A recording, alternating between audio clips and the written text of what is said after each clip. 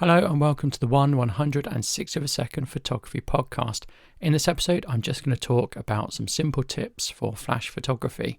So photography essentially is capturing light. That's what photography is. We make out it's lots of different things, but it's essentially focusing light onto a sensor. That could be film as well, and capturing that light and getting it in focus. So why do we use flash? Well, we use flash predominantly when there isn't enough light. So flash adds light.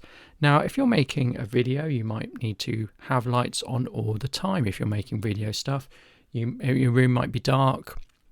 So you go and have a big LED light, and that adds light continuously. Now, when we take a photo, we only open the shutter for a fraction of a second. Sometimes it's more than a second, but generally, it's a fraction of a second, 1/100th of a second, 1/160th of a second, etc. So it's a very small time. So with a flash, we only need to illuminate for a very small time. It's a flash of light, you could say. So that enables two things. It means the output of light can be so much more powerful than continuous lighting. So flash is more powerful than continuous lighting, and it always will be, it always has been, because you're putting out a high output of light just for a very small length of time. Whereas continuous, you're continually putting out light. So it's more difficult to have such a high output. You've then got things like heat dissipation and other things to think about. So flash can give brighter light for short time, but it's enough time that's needed.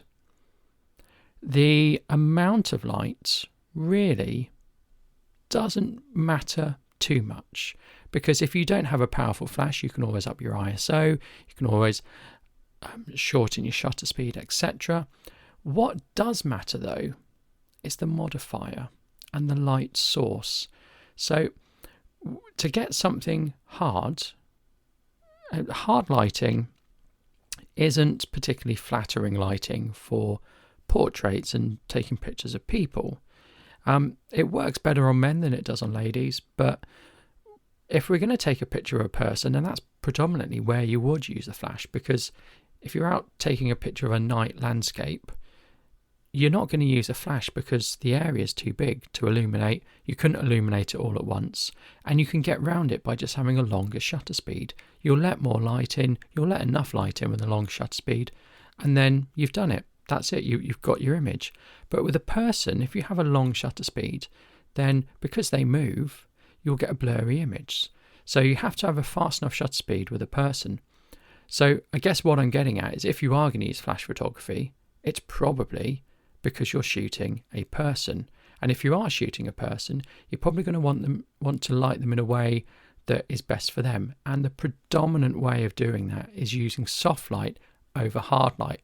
Hard light looks gritty, casts harsh shadows, and when you're photographing a man, that's okay and it can look good. But when you're photographing a woman or a child, or men as well, you need softer light. The softer the light, the rule is to get softer light, it's the bigger the light source relative to the person or the thing being photographed. So if you get your flash, it's actually quite small, the bit that illuminates light. So you can fire it through an umbrella, a shoot through umbrella. They're the cheapest modifiers you can get. And then the light hits that and it spreads out, and the whole of the umbrella then illuminates. And so you're increasing the area, or the light, you're increasing the area of the light source relative to your subject. So let's say you're firing through an umbrella. Another way to make the light source bigger compared to the subject is to move it closer. So if you move it closer, it suddenly gets much bigger compared to if it's far away. If it's far away, it's smaller, harder. Closer, closer, and softer. So using a modifier and getting it close gives soft light. Another way you can give soft light is you can make your light source huge by firing your flash at the ceiling and bouncing it off the ceiling. Now that will only work if you have a white ceiling. If you have a black ceiling, it's not going to work. If you have a coloured ceiling, you're going to get the imprint of that colour in your photography, and you might not want that. If you've got a pink ceiling, I don't know why anyone would have a pink ceiling, but if they do, that's probably not good for flash photography. So bounce photography is a way to do it. Modifying your light with things like umbrellas, soft boxes, give a bigger light source. And it doesn't have to be an umbrella or a softbox. It can be a piece of card. You can fire the flash into the piece of card and it bounces off. Now, we talked about, or I talked about earlier, that flash emitting for just the right length of time at just the right point of time. So with continuous light, we don't need to worry about this. The light is always on, the light is always shining. With flash, if the flash fires before you've taken the picture, it won't work. If it fires after you've taken the picture, it won't work. You have to sync them. Now, the easiest way to sync them is to put your flash in your hot shoe on your camera, and then it's synced. When you take the picture, the flash fires, it fires at the right time, the person is illuminated, everything works out fine. You can also even have it on auto settings if it's connected to the camera. The problem with connecting it to the camera is either it's bounce flash or you're firing your flash directly onto the person, and that doesn't look good. Even if it's soft light, it doesn't look that good. You're better to get your flash to the side and illuminate someone from the side. So how are you going to trigger it? Well, you need triggers. So you can get a cable that goes from your hot shoe to your flash, or you can get remote triggers that work wirelessly via radio waves. Also, if you're going to have your camera off your flash, sorry, I need to say that again. If you're going to have your flash off your camera, then it needs to be held up in the right place. So you need a light stand, or you need someone just to hold your flash and hold an umbrella. We call that a voice-activated light stand. It's a person. So you need it off to the side, remotely triggered, with some way to hold it. Now you can start to see we're building up lots of kit here. We're building up lots of complexity. So you could just keep your flash on your camera and you could swivel the head so it points somewhere. So it points at a white wall to the left, and that will be enough to bounce back, give soft light and illuminate the person that way. We can also have more than one light. You might want to add a definition, an outline to a person to separate them from the background. Well, guess what? Flash can do that. You put the flash behind them, pointing down and firing, and then what will happen is like their shoulders, their hair will have light on, and they'll just be that more crisper. We call that a rim light. Now, you might not want your rim light to be going everywhere, so you can put something on it called a grid. Now, a grid just narrows the focus of the light. It reduces the light output, but it stops it spreading everywhere. And you can imagine it like a honeycomb that bees and wasps go in. It's just lots of little small sort of tunnels, really. And I've got a very, very cheap grid that just velcros on the front of my flash, and it's basically straws. It's basically plastic straws put together in some sort of housing. So we've talked about getting your light soft. For rim light, it harder works better than soft. Or you can have soft light, you can have it through a softbox.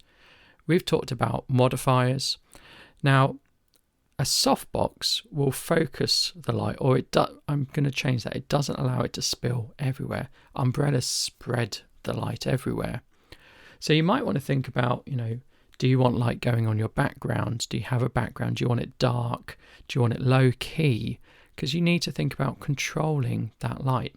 And to control light, we can use things like flags. So we've talked about reflectors, reflecting light or reflective surfaces or walls that fire light back at a specific angle. We can take light away with flags.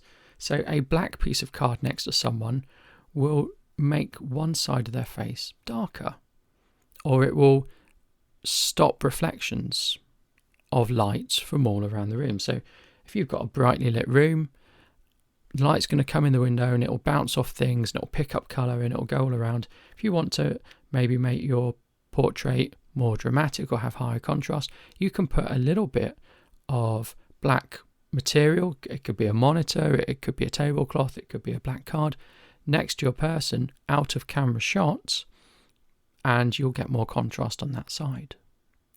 So that's just a very, very, very basic talk about using flash. One thing I've forgotten is, and this is really useful, I use this all the time, is high speed sync. So when you fire your flash and it's linked up to your camera, everything is sort of worked out so that when the light from the flash hits the person, that's when you're taking the picture. But if you want to shoot fast shutter speeds, then it becomes more difficult. It's not possible to get a flash duration that's short enough, and that's to do with the way the shutter works. So the shutter will scan one line at a time, and if you increase your shutter speed over the maximum sync rate, you get dark bands in your picture. So one way to get around this is to use TTL. No, TTL is metering. High-speed sync is what I meant to say, is to use high-speed sync, and high-speed sync pulses little bits of flash. So it doesn't do one output of flash, it does lots and lots of pulsings of flash. The downside is it's not as powerful as a single output, but it does mean you can raise your shutter. You can shoot at 1,000th of a second, which isn't that fast actually, but you can shoot really fast. Now what that means is if you're going out on a really bright sunny day, you can shoot at a really high shutter speed to kill the ambient light. Of course, if you're photographing a person, you won't be able to see them, they'll be black. So but you don't want that harsh sunlight, and you don't want it really bright. You want to actually be able to see something of your background. Have a really high shutter speed, 1/2000th of a second, and then use a flash. The flash will have to be on high-speed sync. Your triggers will have to be high-speed sync compatible. But other than that, it should work, and you won't get a huge deal of output, so you need to get the flash as close to the person as possible. But that can work really well. So if you're doing a beach shoot, for example, at midday, that would work brilliant. You would be able to get a nice soft image or nice soft lighting. If you just did a beach shoot at midday, all the lighting would be horrible. It would be the sun, it would be all shadowy. You can effectively kill the sun, and you can use high-speed sync as your lighting source. So I hope in my 10 or 12 minutes I've covered flash, and I hope that's been useful. I've covered flash simply because in the UK now things are starting to open up. Maybe people are going to be going out, maybe they're going to be doing model shoots and things, and I just wanted to cover flash to remind people of it because they may have forgotten. Anyway, stay safe, keep shooting, and I'll see you next time. Goodbye.